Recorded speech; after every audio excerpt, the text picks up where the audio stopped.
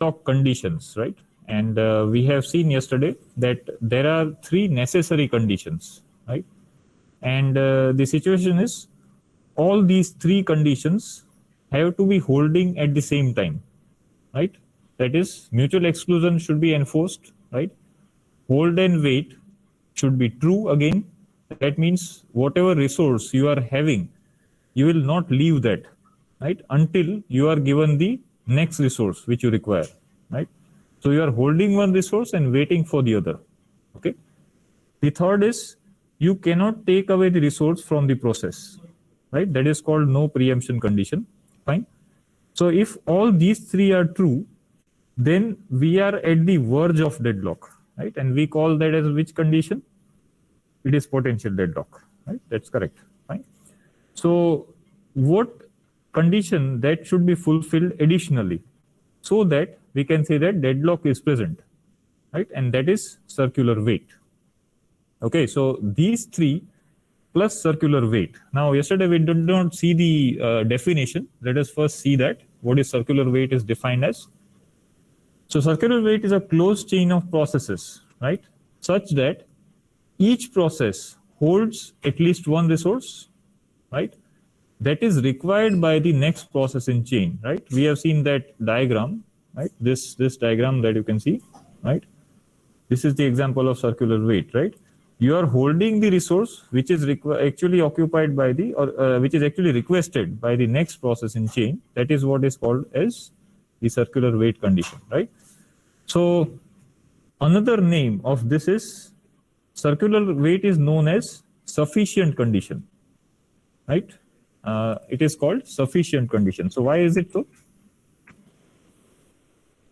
Sufficient condition for the deadlock. Previous three are known as necessary conditions, while circular wait is called sufficient condition, right? So if necessary plus sufficient hold, that is going to prove that you are in the deadlock situation. Is that fine to all? Right? Okay. So now let us think about fatal region, right? I hope you remember that. What is fatal region? Yes, what is fatal region? We have seen that diagram. If you enter fatal region, deadlock is inevitable. That was the definition, right? So if you stay away from this fatal region, you can see this over here, right? Then you can avoid deadlock, right? At least for some time. That's what we can say, right? So what about fatal region in case of conditions, right? So fatal region exists if first three conditions are holding true. I hope you understand the statement. Yes? Because first three conditions are leading you to deadlock, right? So if all three are true in your process, right, that means you are having fatal region condition. Now, if you satisfy circular wait condition additionally, then what can we say about the fatal region situation? Yes. If first three conditions are holding true, that means fatal region is present. But remember, we are not yet entering the fatal region, right? But what if circular wait is satisfied? That means you are inside fatal region, right? Yes. So that is the difference. I hope it is clear to all, right? Fine. Okay. So what is the best case we can think, right? If we can avoid any one of the condition, you can see that is written over here. If any one of the condition is not met, deadlock won't occur, at least for some time, right? See, it depends upon your resource allocation. If your resource allocation algorithm is not proper, you may still enter deadlock situation, right? But at present, if you avoid any one of the condition out of 4, you can say that deadlock at least won't be reached at this point. Okay, so that is the reason behind the techniques which we are going to study. Right? This is the goal, right? And there is a hope that we can avoid, right? Okay, so let us revise the resource allocation graphs that we have seen. The first one is depicting circular wait because you are requesting a resource which is held by the second process in chain, right? So the chain goes on, okay? if you have a number of instances available for a resource, there are less chances of deadlock occurring, right? But again, that is not a practical solution, right? We might not have all resources in multiples, right? So that is not an ideal solution, right? This is another example of that car problem, right? So we have already seen this, so I'm skipping. Now we are targeting the techniques, right? So how to deal with deadlock, right? There are three methods. We are also going to see some examples in future classes, right? Today we'll just take a brief of the approaches, right? So first is prevent deadlock, right? So how we can prevent deadlock? Now, as we know that there are four conditions, right? If I can eliminate any one of them, right? Or that means if I'm going to make any one of the condition false, can we say that we will be able to preventing deadlock at least for some time, right? That is if I don't enforce mutual exclusion, let us say, right? Then there is one possibility, right? It is not good again, we'll see, right? If you go for preemption, that is if you allow preemption of resources, then chances of deadlock will be reduced, right? The third approach that we saw was what? Hold and wait, right? So suppose you design an algorithm, you are requesting resource R1, right? And you are holding, let us say R1, you got it successfully. And now if you are requesting R2, if R2 is not available, what we can do? Holding R1, requesting R2, and we set a time. Let us say for next 5 minutes, if R2 is not available, don't let the process to hold R1. That's correct, right? So you will release R1 yourself, right? Yes, there are pros and cons in this technique, but still it is effective. Are you getting this method which I'm trying to discuss over here, right? So this is called deadlock prevention, right? There are various ways of doing this. We'll see those techniques in later stages. The second approach is avoid the deadlock, right?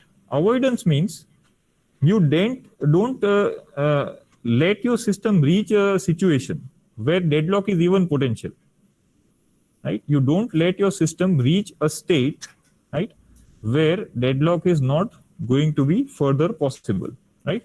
How we can do that? So we need to keep track of resource allocation. That is the first thing, right? Now, based on the current situation, right, you look at the available resources, right?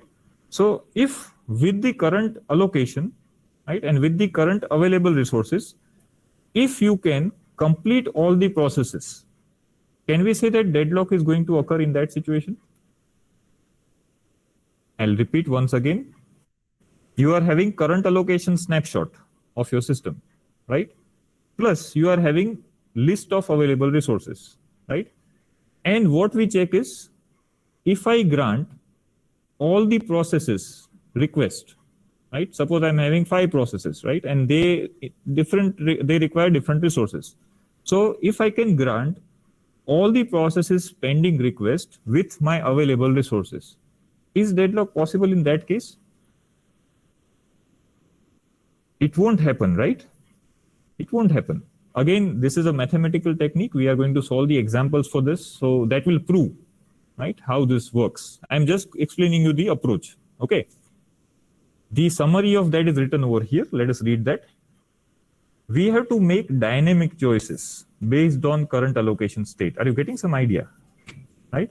You look at current allocation and list of available resources, and we try to actually simulate. Right? All of you have worked with simulators, right? Simulators are used for which purpose? To check whether how the actual system works, right? So we try to do the same thing with current allocation and with currently available resources. We try to simulate. Can I complete all the current processes with available resources? If yes, what can I say? The system is safe. Can I say that? Yes or no? If I simulate the situation based on current snapshot and current availability, right? And if I find that all the processes are able to complete without any problem, then no deadlock, yes, and we can say that system is in safe state. But what if at least one process is not able to complete? Right? Imagine after simulation, at the end, still one process is remaining. Chances of deadlock are present. That's what we can say. Are you getting the idea? Right? So this is called deadlock avoidance mechanism. Right? Prevention says what? You target the conditions. Right? Either you avoid circular wait, either you avoid hold and wait, either you avoid no preemption. Right? And then we hope that deadlock won't occur. Right? While avoidance is a dynamic process, you look at the current situation and then you take the decision. So which is more complex? Let us compare. What do you think? Requires, you can say, some logic as well as some time. Yes, avoidance. Avoidance requires algorithm, right? Definitely. And that algorithm is a very well-known algorithm, which is known as, it is more effective. Definitely. Right? Because we are deciding at dynamic stage, right? In prevention, we are trying to play safe. And when we try to play safe, your efficiency will degrade. Definitely. Right? So there is a trade-off, right, between the prevention and avoidance, right? So the algorithm is known as Banker's algorithm, right? It has been derived from the concept of banking, right? If you are aware, banks generally get some cash in the morning, right? So how the bank should plan that how much cash should be available, right? Is it such a case that your cash, suppose you are getting a lot of customers who are withdrawing cash, right, in the morning time, right? Still, the banks do not run out of cash, right? Have you experienced that kind of scenario that your bank is out of cash for in the first 2 hours? It is not possible, right? Yes, Urjit might have experienced that, it seems, but ideally it is not the possible scenario, right? So banks have an algorithm in place, right? They try to see the customer's requirements and then they try to see their demands, right? Based on that, they try to procure the cash as well as they try to look at the allocation, right? You know that there is a limit on the withdrawal also, right? In some banks it is there, right? So why they put a limit? So that the bank does not run out of cash, right? So that concept can we utilize over here? Allocation of cash in an optimal manner so that we can keep our system in safe state. We can keep our bank running, right? It should not happen that your bank is out of cash in first 2 hours, right? That is not possible, right? So that is why this algorithm is named as a banker's algorithm, right? So that is the naming convention. That's what we use. Banker's algorithm is a deadlock avoidance algorithm. We are going to spend one entire class on that, right? We'll solve an example as well. First, we'll look at the algorithm and then we'll solve the example, right? It is a very popular algorithm in the competitive examinations also, right? So most of you will be facing this algorithm many times, right? Okay. Last approach that we can try is what? Detect deadlock, right? So this is actually initially less time consuming process. That means you let deadlock occur. We don't worry, right? We don't look at the current situation. Neither we look at the conditions, how those conditions are going to be satisfied, right? You don't do any analysis, right? Let deadlock occur. And then what we can hope in the end, we can recover, right? So in this case, your recovery algorithm has to be efficient, right? But before that, what is the costly operation? You need to detect, right, the deadlock. And how we can detect the deadlock? We have to check for how many conditions in total? 4, right? All 4 conditions have to hold true. Then only we can say that deadlock is there, right? That's why we call that as an actual deadlock situation. So are you clear with this slide? This is just a brief of what we are going to see in next 2 classes, right? We are going to start with prevention, then we'll look at bankers, and then we'll look at the deadlock detection algorithm, right? That is going to be the approach. Okay, so let us continue with prevention. Okay, so in prevention, as I said, we can prevent either of the 3 conditions, right, that are necessary condition, or we can target the deadlock directly, right, by preventing circular wait. Okay. So if you are eliminating mutual exclusion from your system, right, we can say that deadlock won't occur in current situation at least. Right. In future, if your resource requirements are such, if your requests are not handled properly, it may further enter deadlock. But right now, for some time, it will be in safe state. Right. So that is why the techniques are divided in two parts: indirect and direct approach. Right. As I said, direct is what? Prevent circular wait. Right. You target the circular wait condition only. Try to draw your resource allocation graph for your system, and then see are you having a chain, right? If there is a chain, try to break it, right, by doing something. Okay. So that is a direct targeting the deadlock situation. The second option is you can avoid any one of the three necessary conditions, either mutual exclusion or hold and wait or no preemption. Okay.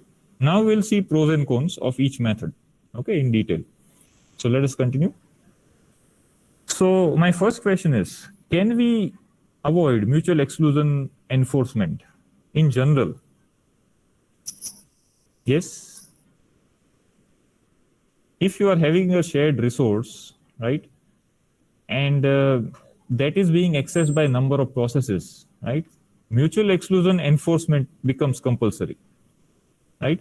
But if mutual exclusion is not required in the system, yes, otherwise race condition would happen. That's correct, right? So if access to resource requires mutual exclusion, it has to be enforced. So in other words, what we can say, this is a requirement which cannot be skipped. You agree to this? It cannot be denied. That's correct, right? So mutual exclusion, if required, it becomes compulsory, right? So there is no way of moving away from this. So we are eliminating one case, right? I can't avoid mutual exclusion. So let us target the second one, right? Allow shareable use of resources wherever possible. Yes, but that should not lead to issues, right? So mutual exclusion cannot be avoided in general, I'm saying, right? What about hold and wait? Let us see the strategy. Require process request all of its required resources at one time. Okay. Suppose your process requires 2 IO channels and 3 memory blocks, right? So total 5 resources are required. Fine. So what we want over here is require a process request all its needed resources or required resources at one time, right? And block the process until all the requests can be granted simultaneously. That means when you are accepting the process, you will ask that process that what are the resources you require, right? If the process says that I require 5 resources, okay, what this strategy is saying, until all the resources are free, until all those 5 resources are free, right, that process would be blocked. Right? This is the only option to avoid hold and wait. Why? Because if you allow process to access 1 or 2 resource out of 5, right, it will be waiting for the remaining 3, right? So what is that condition again? If you are allowing 2 resources to be held and you are waiting for remaining 3, what is that situation? That is what we are discussing right now, right? It is hold and wait, isn't it? You are holding 2 resources, requesting 3 more, right? Those 3 are currently occupied by other processes. So it may lead to deadlock, but basically it is a hold and wait situation, right? So the best possible solution to avoid hold and wait is this, right? Yes, it may be starving out, right? That is a direct implication of hold and wait avoidance, right? If you want to avoid hold and wait, this is the algorithm. This line is the algorithm, right? Require a process to request all of its required resources and block until all can be granted simultaneously. So all 5 processes should be free at the same time. Is it going to happen in a practical scenario? No, definitely, right? Unless you are having many instances of that resource, right? Then there is a hope that still the process does not have to wait for a long time, right?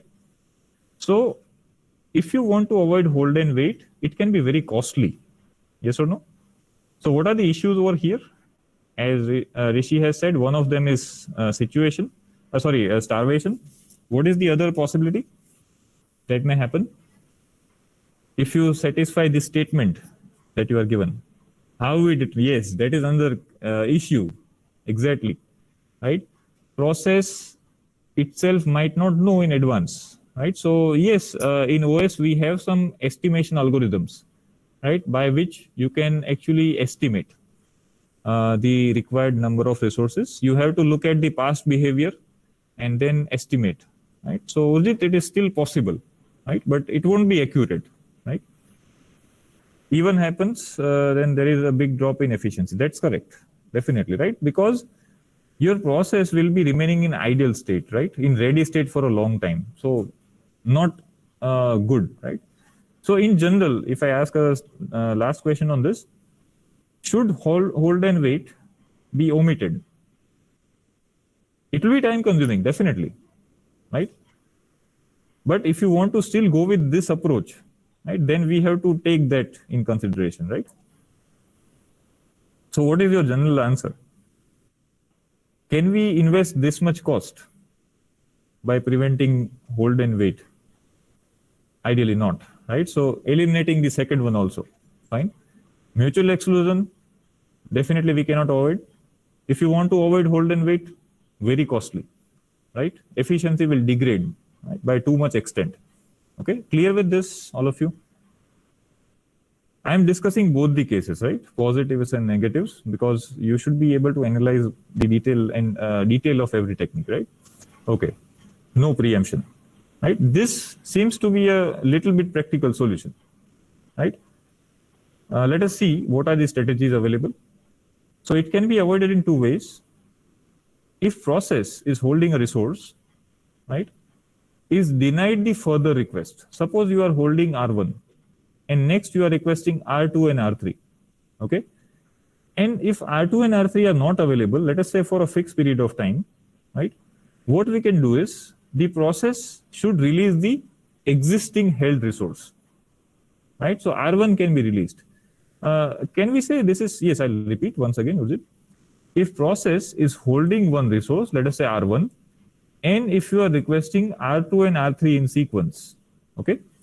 If R2 and R3 are currently not free, okay, let us say we will set a time period, okay, let us say 2 minutes, 5 minutes, it depends upon the OS algorithm, right? Up to that time you will wait. If still you are not getting that resource, what we can do? You take away R1 also from that process, right? Because in any case, that process is not going to proceed. Yes, it will be process switching, definitely, right? That process won't be able to go ahead because it is not going to get its required resources. So there is no point in holding that resource, right? So this is called preemption, right? You will be preempting that resource, as well as it will also be a preemption of process. Yes or no?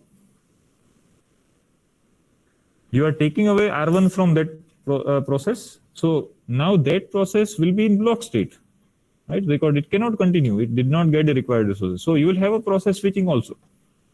Okay. So what do you think about this approach? Seems efficient? Less overhead, isn't it? In this case, on the system, there is less overhead, we can say, right? And as far as the approach is concerned, you just have to write a simple if else, right? If you want to write the algorithm for this, yes, definitely, right? So that's why I was saying, first two, if you try to avoid, it is very difficult, but no preemption is less costly, right? So you can still go with this conditions avoidance, okay? Let us look at the second approach.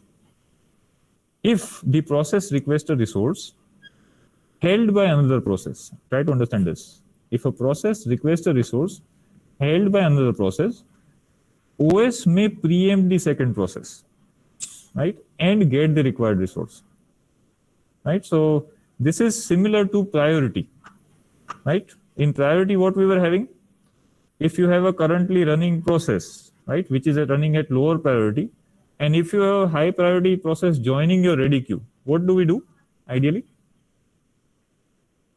You take away the CPU from lower priority process and you give it to the, yes, it is preemption, that's correct. You give it to the second process. So it is similar over here, right?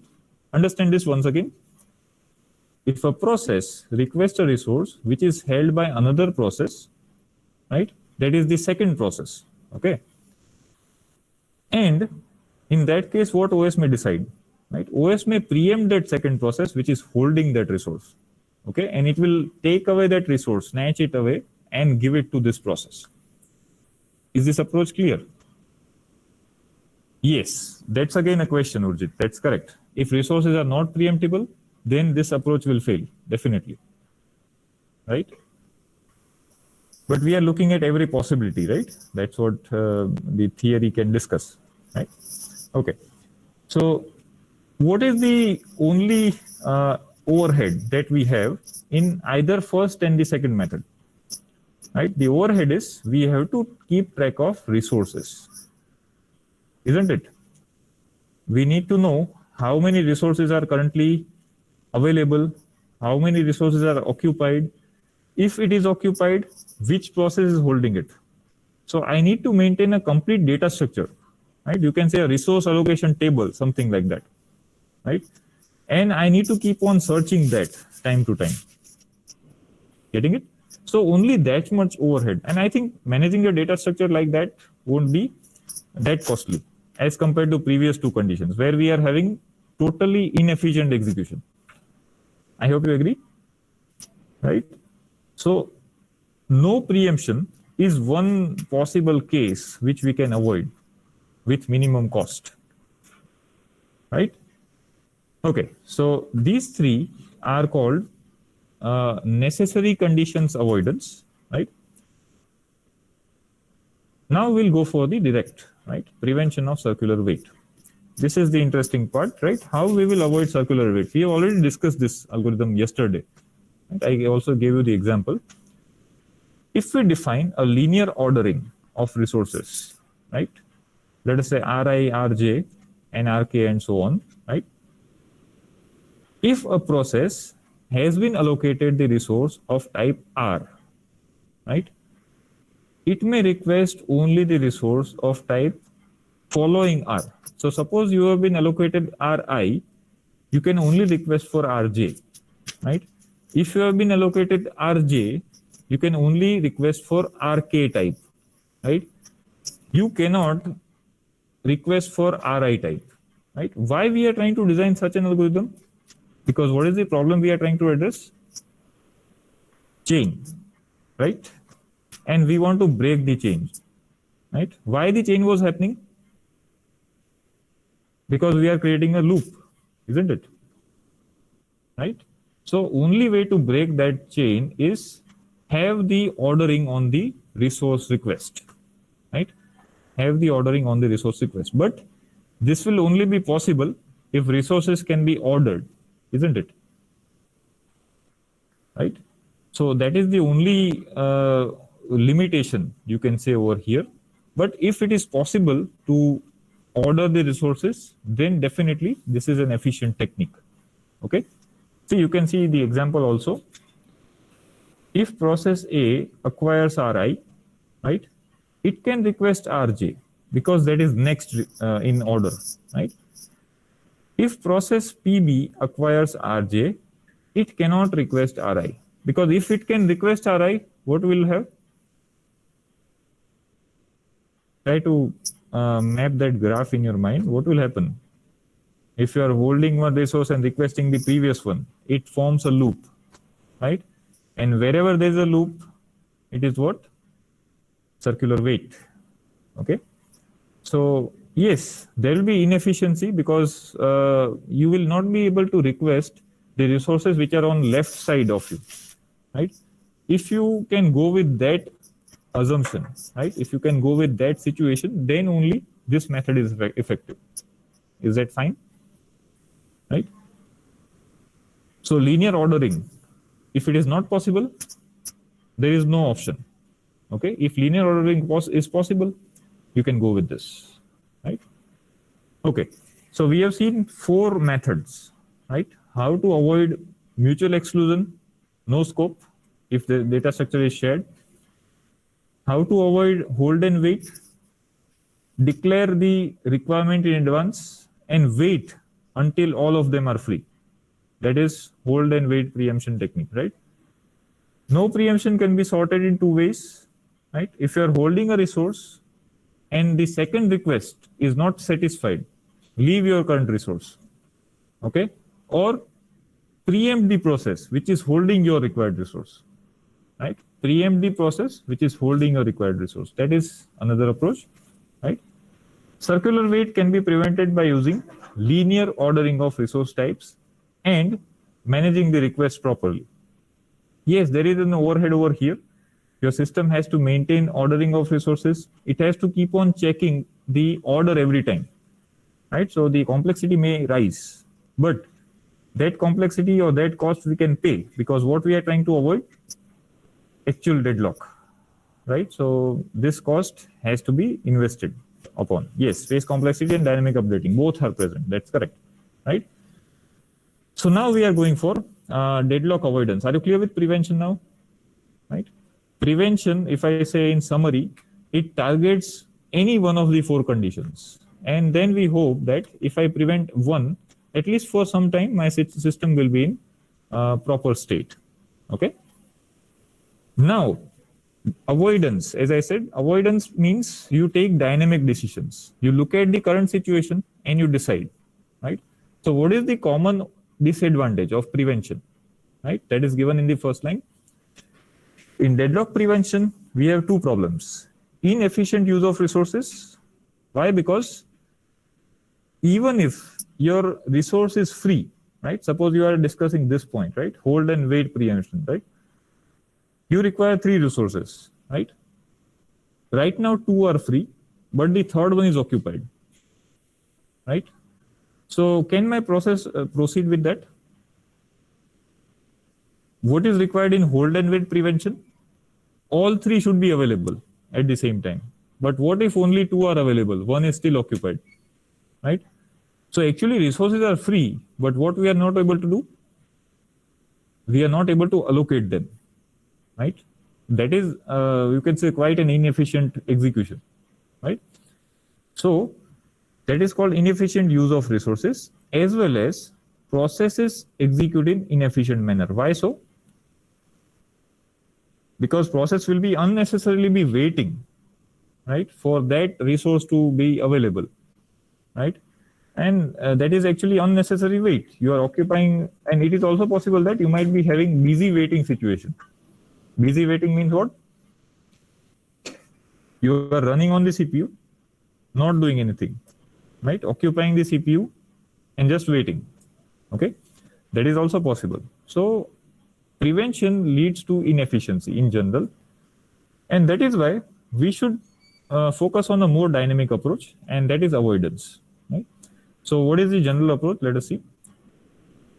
A decision is made dynamically whether the current allocation request will, understand this line, if granted, potentially lead to deadlock.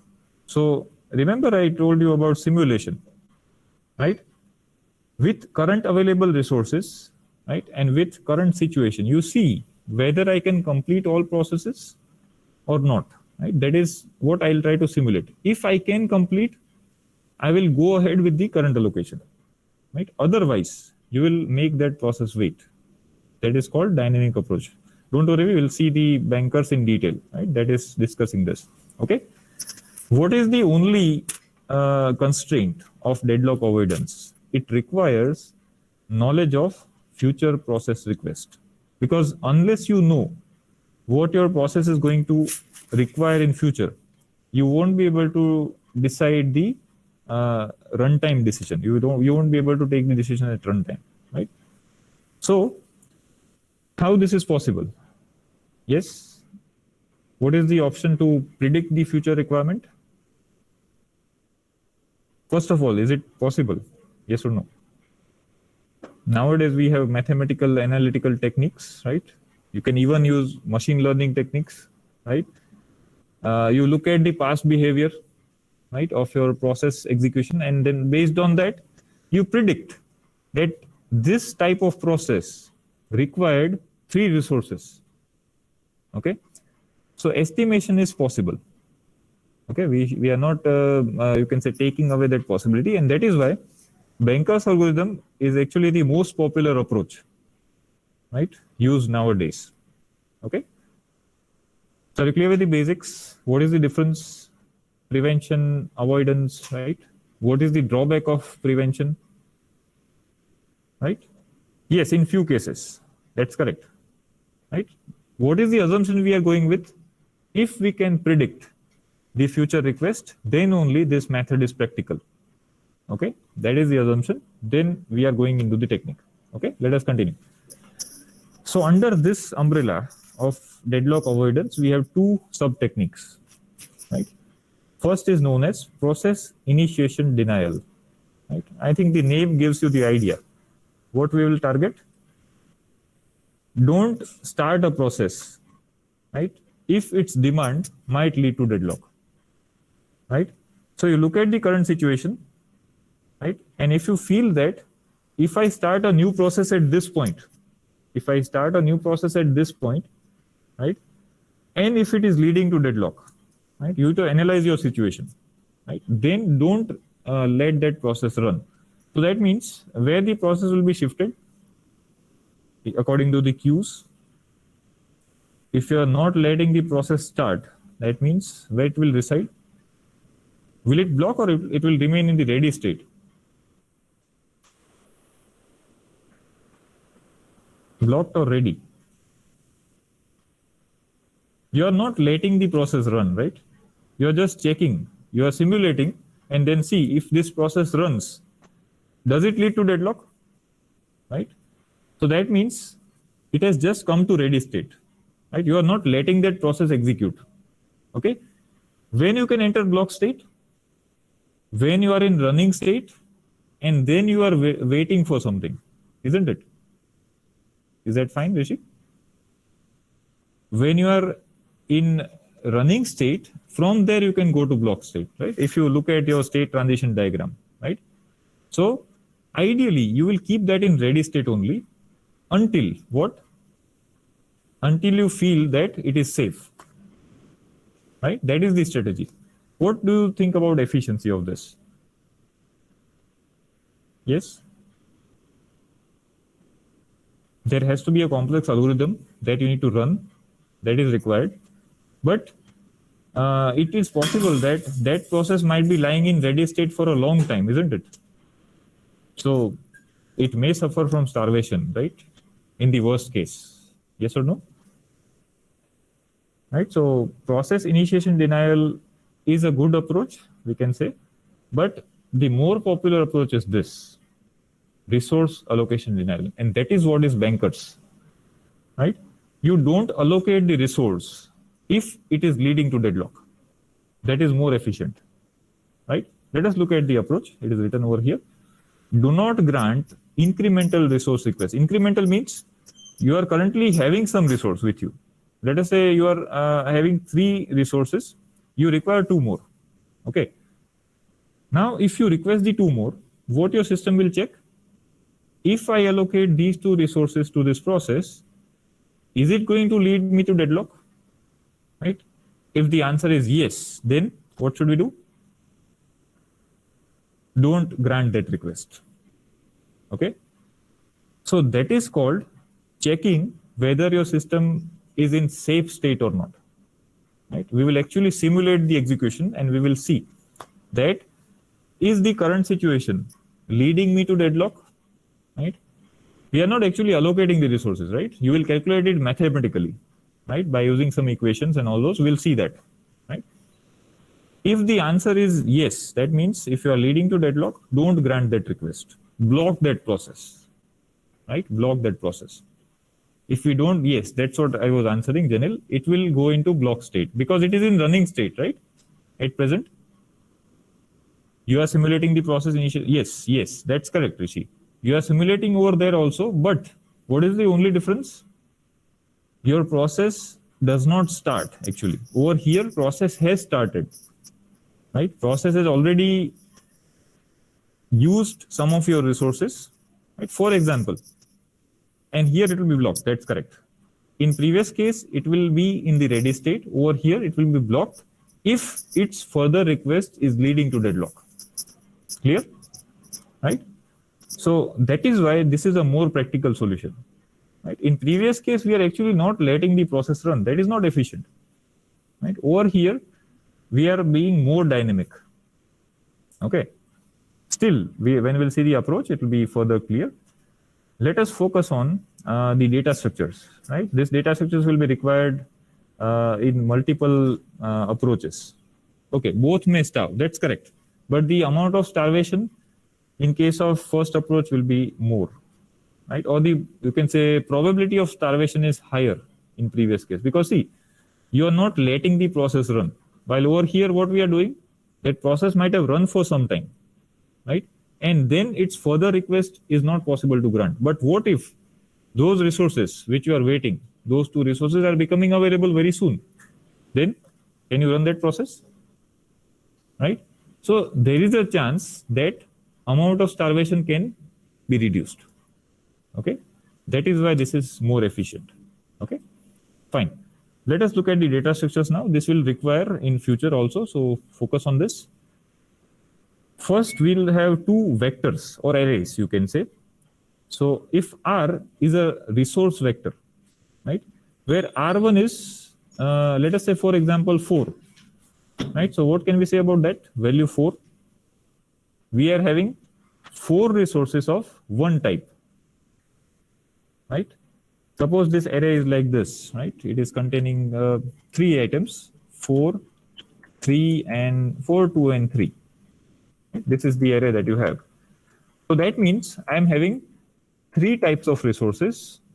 That's what this means. I'm having 3 types of resources, and there are 4 instances of resource R1, there are 2 instances of resource R2, and there are 3 instances of resource R3. Getting this? Yes or no? Okay, because every resource generally comes in multiples. IO channels, memories, right? Your drivers, right? They are usually in multiples, and that is why we can say that this is a practical solution. Okay. Second vector is available vector. Now, what is available vector? It is total amount of each resource not allocated to any process. This is an important data structure because I need to keep on checking how many instances of which resource are currently available, right? Because based on that, what can I decide? Can I go for simulation based on this particular array or vector? Yes, right? I need to keep checking with this array, right? Every time I simulate. Okay, so I will take away those values from there. I will allocate to the process and I will see that is my system leading to deadlock or not. Right, so this is actually a very important data structure. If your available array is having improper values, right, then this algorithm is of no use. Right, so this vector has to be properly maintained. Right, okay. Claim. Now this is a matrix, right, of I cross j, right, where each row defines one process. Each row defines one process. That means how many resources of each type you require. Right? Suppose your process P1 requires 1 resource of R1 type, right? 0 resource of R2 type, right? And 3 resources of R3 type. Is this example clear? 1 instance of R1 type, 0 of R2, and 3 of R3. Okay? So 1 row signifies what? 1 row signifies claim, right? Which is a request of each process. Okay? What about column? If you are clear with row, can you tell me what is column? Yes?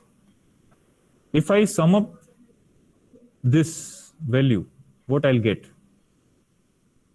if I am summing up this entire column, C1, C11, C21, Cn1, what I'll get? Yes, it is just a simple matrix. Total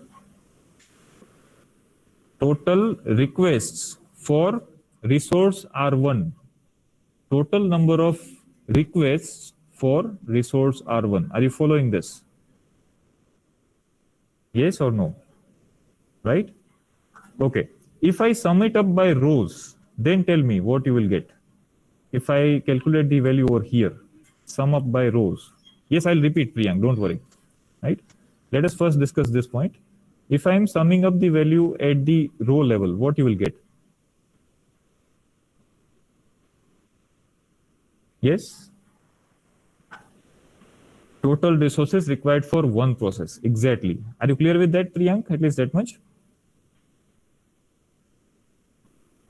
Right? Now, if you think the opposite, right? The column value, right? The column value signifies, suppose if I take the first column, that is depicting which resource? R1 request. Yes or no, Priyank? Request for R1. Okay. So if I sum up the first column, what I'll get in total? How many requests I have received for resource R1? Yes or no? Understood? Yes. So these matrices, yes, we are just trying to analyze that over here. In examination, generally the matrix value is directly given, right? So you don't need to think and analyze this much. Okay. Matrices are given, you just have to apply the computation, right? So it becomes a simple mathematical calculation. Right? It's very simple. You can easily score, you can say, it depends upon 2 to 6 marks, depending upon the size of the examples for the bankers algorithm, right? Okay. Now, similarly, you have an allocation matrix. So what is the difference between allocation and claim? If allocation defines requirement of process I for resource J, allocation defines current state of allocated resources. Current state of allocated resources. Yes, claim means request. That's correct, Priyank. Right? And allocation gives you current snapshot. Agreed? Clear? Right? Okay, so these two matrices are very important. We will use them in computation later, right? So please remember. Okay, fine. Now I'm going for some more equations, right? At any point of time, these three equations will hold. These three relationships will hold, right? Let us first understand the text and then we'll look at the equation, right? All resources are either available or allocated. Yes or no? All resources are either allocated or they are available, right? So it is a summation of what? Summation of available vector, right? Plus it is summation of allocation matrix for that particular process. Yes or no? Agreed with this equation? This is going to hold true, right? Obviously. Fine. Okay. Second one. Let us understand the text first. No process can claim more than the total amount of resources in the system. This has to be a constraint, isn't it? If I am having 10 IO channels, can you request 12? Is it practical? No, right? It is never going to be satisfied. Okay, so now let us look at the equation. C of ij, that is nothing but claim of ith process for jth resource. Claim of ith process for jth resource is always less than or equal to what? R of j, that is array of resources or list of resources. Clear with this? Yes? Okay, good. Because before we go into bankers, you should be clear with this basic terms, right? Then you will not have any problem, right? You can easily score full marks in bankers, right? If you remember the process, right? Okay. Look at the last one. No process is allocated more resources of any type than the process originally claimed. Suppose you initially declared that I require 5 resources of type R1, right? you require 5 resources of type R1. Okay. So can the system allocate you 6 resources? You required only 5, right? You required only 5. So system cannot allocate more than that. Right? If you are going to do that, the basic algorithm will get violated. Right? So let us look at the equation now.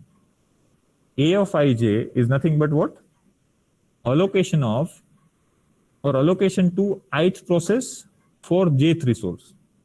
Allocation of ith process for jth resource is always less than or equal to the claim, right, which is made by that process. Are you clear up to this? We are comparing two matrices, remember, right? In previous case, we were comparing a matrix with vector, right? But ultimately it is a scalar value. Okay, that's why it is possible. Okay, so these three conditions have to be holding true. Then we can go ahead with our algorithm or the approach. Okay, fine. Now I'll discuss process initiation denial first, and then I'll go with bankers. Okay, bankers we might not be able to start today. We'll take a complete separate class on that. Fine. But today, let us just focus on process initiation denial. Right. Look at this strategy. A process is only started if the maximum claim of all current processes. Remember, maximum claim of all current processes. That means which matrix we are targeting? Claim matrix, right? So whatever is there in C, right, plus those requests of new process, right? Suppose there is a new process P1 requesting something, right? Let us say it is requesting like this. Let me give you a simple example. It is requesting 1, 0, and 2, right? Assuming we are having 3 types of resources, right? So whatever is the current claim plus this 102, if all those things can be granted, then what you can guarantee? Don't look at the equation. Just think this concept. If all processes with their maximum claim can be granted, plus the new process request can also be granted, what can you say about the state of the current situation? Is it safe or not? I hope you are getting this, right? It is not a potential deadlock situation. Yes, I'll repeat, Urjit, once again. See, if you can grant the maximum claim of all processes, that means they can run. Are you getting this?